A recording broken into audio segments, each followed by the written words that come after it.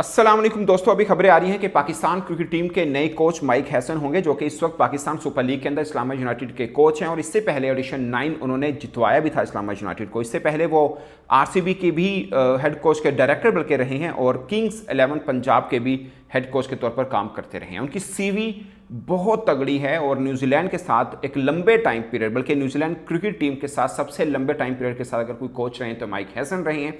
और इनके time period के अंदर न्यूजीलैंड ने बहुत अचीवमेंट की थी।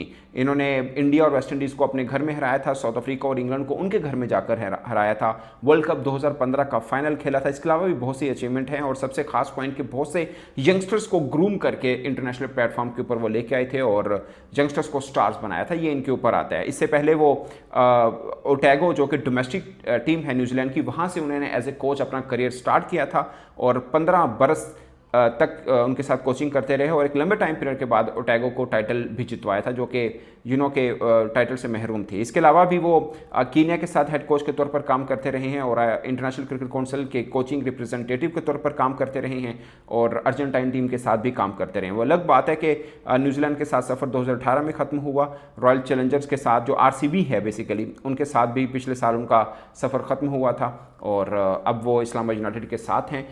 क्या वो पाकिस्तान टीम के हेड कोच के तौर पर काम कर सकते हैं? ये मैंने आपको उनकी सब पॉजिटिव चीज़ें बताई हैं। और एक खास पॉइंट कि 22 वर्ष की उम्र में माइक हैसन ने कोचिंग के फील्ड में कदम रख लिए। उन्होंने खुद अपनी कोई कॉम्पिटिटिव क्रिकेट नहीं खेली हुई, बट मैन मैनेजमेंट, बायोमैकेनिक्स और कोचिंग के एतबार से एक बड़ा नाम माने जाते हैं माइक हैसन, मगर खुद कॉम्पिटिटिव क्रिकेट कोई बड़े पैमाने पर नहीं खेले हुए हैं। अब सवाल ये पैदा होता है कि पाकिस्तान जैसा देश, जहाँ पर हर दूसरे के ऊपर ये बात की जाती है कि इसने कड़ी बहुत ही क्रिकेट खेली है, कोच बनाता है, हमारे यहाँ जो क्रिकेट खेला हुआ कोच भी आता है उसको भी ताने सुनने पड़ते हैं। मगर एक ऐसा कोच जिसने खुद क्रिकेट ही नहीं खेली है, अगरचे वो उसका सीवी बहुत तगड़ा है, बट पाकिस्तान जैसे एनवायरनमेंट के साथ वो कॉप अप कर पाएंगे, ये एक बहुत बड़ा क्वेश्चन मार्क है। नंबर 1। नंबर 2, माइक हैसन को लास्ट टाइम जब गैरी क्रस्टन और गिलेस्पी को कोच बनाया था उस वक्त भी कॉन्टैक्ट किया गया था, मगर उसने बनने से इनकार कर दिया था।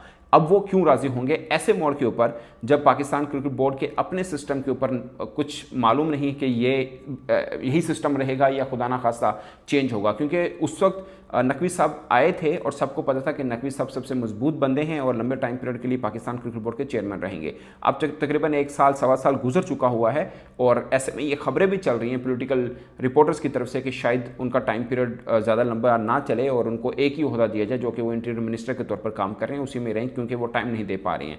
खैर, ये बात अभी के फॉर श्योर नहीं कहा जा सकती कि वो चेयरमैन रहेंगे या नहीं रहेंगे, बट एक क्वेश्चन मार्क जरूर आ गया, यानी अनसर्टेनिटी जरूर मौजूद है। तो ऐसे एनवायरनमेंट के अंदर माइक हैसन क्यों आएंगे पाकिस्तान क्रिकेट के अंदर, ये एक बड़ा क्वेश्चन मार्क जरूर है। दूसरे पॉइंट कि शायद गैरी क्रस्टन का कद इनसे ज़्यादा बड़ा था, मगर वो आए और 3 माह भी नहीं टिक पाए। गिलेस्पी का कद इनसे बड़ा था, शायद कोचिंग पॉइंट ऑफ व्यू से ना हो, बट एज ए क्रिकेटर बड़ा था।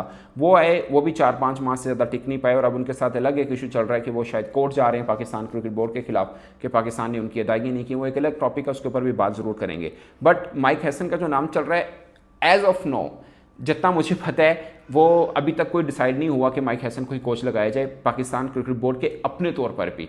उनके एंड पे होना तो बहुत दूर की बात है। आई डोंट थिंक सो कि हैसन पाकिस्तान का कोच बनने को तैयार भी हों, क्योंकि बहुत आसान है कि आप लीग के साथ जुड़ें, 1-1.5 माह का काम करें, अच्छे खासे पैसे लें और सुकून से करें। कोई बहुत ज़्यादा कि आप रिस्पॉन्सिबल भी नहीं होते, अकाउंटेबिलिटी भी नहीं होती है। और फिर आईपीएल है, 2 टीमों के साथ वो ऑलरेडी काम कर चुके हैं, उसमें किसी और अब अभी पाकिस्तान टीम के साथ फ़र्ज़ किया अगर वो नहीं होते तो किसी भी टीम के साथ वो आईपीएल के अंदर भी जुड़ जाएंगे। वो 2 माह की क्रिकेट होती है, मगर लंबा टाइम पीरियड और लंबे कॉन्ट्रैक्ट और भारी पैसा मिलता है। इसके अलावा और भी दुनिया भर में बड़ी लीग्स हो रही होती हैं, तो आजकल जो फर्स्ट ईयर के कोचेज़ हैं उनके लिए बहुत आसान हो गया, क्योंकि सब उनको लेना चाहते हैं और वो आराम से पैसे बैठ के घर बैठे ठीक ठाक किस्म के पैसे कमा सकते हैं। और फिर लाइमलाइट भी दूर नहीं है। आप अगर आईपीएल में किसी टीम के कोच कर रहे हैं या पीएसएल में कर रहे हैं या किसी भी और लीग के अंदर कर रहे हैं, तो आपका एक लाइमलाइट भी मिल रही है, आपको पैसा भी मिल रहा है, सब चीज़ें हैं। और सबसे खास पॉइंट कि मेंटली तौर पर रिलैक्सेशन होते हैं, क्योंकि जो भी खिलाड़ी लीग क्रिकेट खेलता है या तो ओवरसीज़ कैटेगरी का होता है या नेशनल होता है, दोनों तगड़े ही क्रिकेटर होते हैं। ऐसा नहीं कि उसके ऊपर आपको बहुत ज़्यादा काम करने की ज़रूरत हो। आप इस्लामाबाद यूनाइटेड को देखें, उनका सक्सेस रेशो बहुत अच्छा चल रहा है। अभी शायद 9 लगातार मैच वो जीत चुके हैं और पीएसएल के अंदर उनका एक रिकॉर्ड है कि लगातार 9 मैच जीते। वैसे न्यूजीलैंड के साथ जब माइक हैसन थे तब भी उनका रिकॉर्ड ये था कि 13 मैचेस लगातार वो जीते थे तीनों फॉर्मेट में, T20 टेस्ट, T20 शायद उसमें T20 भी थे उस वक्त, बट वो लगातार 13 मैचेस जीते हुए न्यूजीलैंड उनकी कोचिंग के अंदर, ये उनके तौर पर एक रिकॉर्ड था। और अब इस्लामाबाद यूनाइटेड के कोच हैं तो लगातार 9 मैचेस इस्लामाबाद यूनाइटेड भी PSL के 2 एडिशन में जीत चुकी हुई है। बट पॉइंट इस कि इस्लामाबाद यूनाइटेड को आप देखें ना, आपको टीम थोड़ी बेहतर जरूर नजर आएगी, मगर बाकी 5 फ्रेंचाइज की निस्बत उनमें एक खामी है, वो ये है कि वो बने बनाए प्लेयर के ऊपर पूरी की पूरी टीम चलती है। आप पुरानी उठा के देख लें, जब हेडन उनके साथ थे, जब वॉटसन उनके साथ थे, उसके अलावा मुनरो उनके साथ, गप्टल उनके साथ रहे हैं, अभी भी मुनरो खैर उनके साथ है, तो उनकी क्रिकेट इसी पे चलती है। इवन कि इमर्जिंग कैटेगरी में भी वो क्रिकेटर लेते हैं जो दूसरी फ्रेंचाइजेस के छोड़े होते हैं, उनकी अपनी तरफ से प्रोड्यूस किया हुआ कोई क्रिकेटर आपके सामने नहीं आएगा। ये आप देख लें, इवन के उबैद शाह उनके पास थे, इस साल वो मुल्तान सुल्तान के लिए खेल रहे हैं और टोटल डिफरेंट है। खैर एक साल के बाद क्रिकेट डिफरेंट हो भी सकता है, खासकर इस एज में जिसमें वो उबैद शाह हैं। तो मुझे लगता है माइक हैसन वाली कहानी मीडिया की हद तक तो ज़रूर है, बट उसमें रियलिटी या रैशनल न्यूज़ फिल वक्त तो नहीं है। आगे क्या डेवलपमेंट होगी उस पर हम आपको ज़रूर बताएंगे। अब नंबर 2 जो नाम चल रहा है वो रसल है, डोमिंगो रसल का, जो कि साउथ अफ्रीका के कोच भी रहे हैं, जो बांग्लादेश के कोच भी रहे हैं, लाहौर कलंदर्स के साथ भी काम कर रहे हैं। बट पॉइंट ये है कि वो टॉप टियर के कोच नहीं, गर्चे बड़ी टीमों के साथ वो ज़रूर हैं मगर टॉप टियर के कोच नहीं हैं, ये बात है। अब मेरा ख्याल है पाकिस्तान टीम की कोचिंग संभालने को तो तैयार हो जाएंगे, बट क्या पाकिस्तान क्रिकेट बोर्ड उनके साथ चलना चाहेगा या पाकिस्तान क्रिकेट बोर्ड उनको बनाना चाहेगा, शायद फर्स्ट प्रायोरिटी में ना हो। पाकिस्तान क्रिकेट बोर्ड अपने लिए हाथ मारेगा, कोई बड़ा नाम मिल जाए, अगर नहीं मिला तो ये एक ऑप्शन है। आई डोंट नो कि वो भी राजी होंगे या नहीं होंगे, बट मुझे लगता है कि वो टॉप टियर में नहीं आते, शायद वो पाकिस्तान क्रिकेट टीम के लिए राजी हो जाए। बट अभी तक उनके बारे में भी कोई फाइनल चीज़ हुई नहीं, क्योंकि 4 मई तक का टाइम है जो पाकिस्तान क्रिकेट बोर्ड ने ऐड दे रखा है कि आप जो भी कोचिंग की ख्वाहिशमंद है वो CV ड्रॉप कर सकते हैं। खैर अमूमन यही होता है कि CV जिसने ड्रॉप की होती है उनको शॉर्टलिस्ट नहीं किया जाता, बल्कि पाकिस्तान क्रिकेट बोर्ड अपनी ये कोशिश करके कोई नया फेस, कोई मजबूत फेस लाने की कोशिश करता है, क्योंकि जो बड़े फेस होते हैं वो CV ड्रॉप नहीं करते हैं। अब तीसरी ऑप्शन जो मीडिया के ऊपर चल रही है वो सकलैन मुश्ताक का नाम है, क्योंकि पहले भी टीम पाकिस्तान के साथ वो हेड कोच के तौर पर काम करते रहे हैं। 2021 और 22 में टीम पाकिस्तान के कोच थे, वो हेड कोच थे।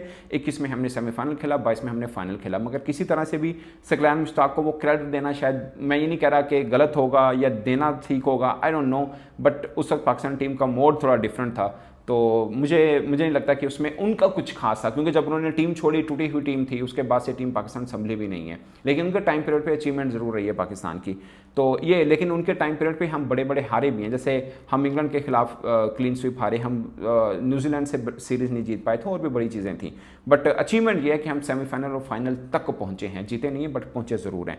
तो ये है दोस्तों, ये 2-3 नाम हैं कोचिज़ के जो पाकिस्तान टीम की कोचिंग के अतबार से बड़े मीडिया में गर्दिश चल रहे हैं। इसमें अमूमन पाकिस्तान में ऐसा ही होता है कि अभी कच्चा पक्का नाम हो तब भी मीडिया में चल जाता है, और अभी फाइनलाइज होना इस टू अर्ली होगा, क्योंकि अभी PSL चल रहा है, उसके बाद पाकिस्तान ने बांग्लादेश के खिलाफ सीरीज़ खेलनी है। बट ये तय है कि बांग्लादेश से पहले जो कोच का नाम वो फाइनल ज़रूर हो जाएगा। मगर एक प्रॉब्लम है पाकिस्तान का, वो है सिस्टम, जिसके अंदर गैरी क्रिस्टन और गिलेस्पी को शिकायत रही कि उनको पाकिस्तान टीम की सिलेक्शन के मैटर के अंदर ज़्यादा असरअंदाज नहीं रखा गया था, जिसकी वजह से वो छोड़ के गए थे। अब जो नया अगर कोई गोरा कोच आता है, उसका सबसे बड़ा, यानी कि जितने भी कोच हैं, बात भी यही है कि आप अगर सिलेक्शन में उनको हक नहीं देंगे तो वो कोच बन के क्या करेंगे, वो किस चीज़ के कोच हैं अगर वो अपनी मर्जी के क्रिकेटर ही नहीं ला पाते। मिकी आर्थर का टाइम पीरियड हमारे सामने है, जब तक वो कोच रहे उनकी फुल अथॉरिटी थी और फुल अथॉरिटी के साथ वो कोच रहे थे, और जैसे अथॉरिटी टूटी उनके साथ मामला क्रिकेट बोर्ड के खिलाफ ख़राब भी हो गए। हाँ, कोई देसी कोच है वो कहेगा सर जो तुझे टीम दो मैं खिला लांगा, कोई रोला नहीं, तो देसी कोच को भी तैयार हो जाएगा इस काम के लिए, होते भी रहे। अब देखिए ना, पाकिस्तान के 5 मिनट और पाँचों के कद तोल के देखें कितने बड़े हैं, और उनके ऊपर बैठा कौन है, बाबर रियाज। तो ये मुझे हमेशा रहता है पाकिस्तान के बड़े बड़े क्रिकेटर्स, नामवर क्रिकेटर्स के ऊपर ये गिला रहता है कि आप जॉब सीकर मत बनिए, आपका जितना कद है उसके मुताबिक रहिए, फिर आप कुछ कर पाएंगे। खाली जॉब करनी है तो कोई फ़ायदा नहीं है, फिर कोई भी बात करेगा कि यार इनके मेंटरशिप बनने का फ़ायदा क्या हुआ पाकिस्तान क्रिकेट को, जो कि अभी तक कोई हुआ नहीं है, सामने दिख नहीं रहा है। तो दोस्तों ये अपडेट एज ऑफ नो किसी एक का नाम भी कि अभी तक फाइनल नहीं हुआ, अभी पाकिस्तान क्रिकेट बोर्ड ने हाथ पांव मारने हैं, PSL में भी कुछ बिजी हैं, बट विद इन 2-3 वीक्स चीज़ें बिल्कुल स्ट्रीमलाइन ज़रूर हो जाएंगी। बट अभी तक हैसन का नाम फाइनल नहीं हुआ, ना ही उसकी तरफ से हाँ हुई है। तो ये है दोस्तों अपडेट, इस पर आप अपनी राय कमेंट की सूरत में ज़रूर बताइएगा। मेरी तरफ से इतना ही, इजाज़त दीजिए, अल्लाह हाफिज़।